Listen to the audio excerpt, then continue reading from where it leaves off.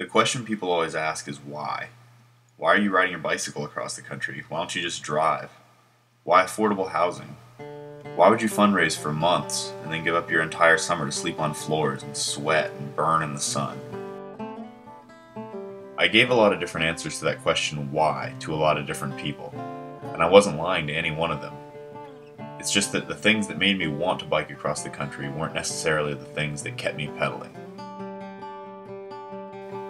Bike and Build's goal is to both benefit affordable housing through service-oriented cycling trips and to empower young adults for a lifetime of service and civic engagement.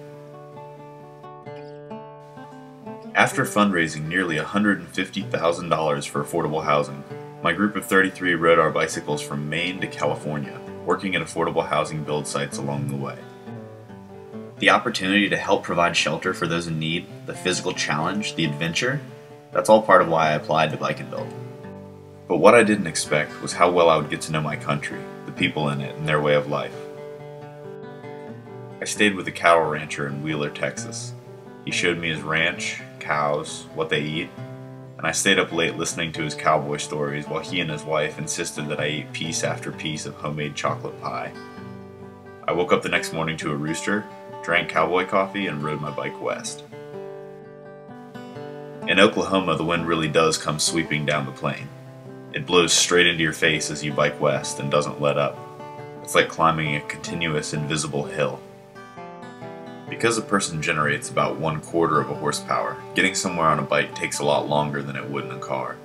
And in the desert, where there was no shade, we started riding before sunrise just to put mileage in before the heat came.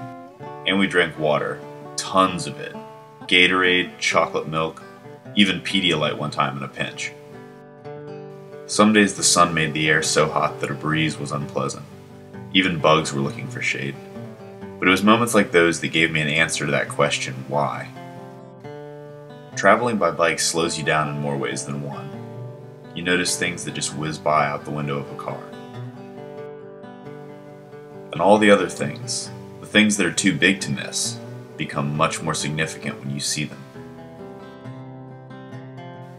I was part of a small group of people determined to keep building and fundraising to serve those in need of affordable housing. A group determined to keep pedaling, rain or shine, to explore and experience the country. I hope that we inspired the people we met along the way to spend time building in their communities, or biking. Really, both are worthwhile activities. bikeandbuild.org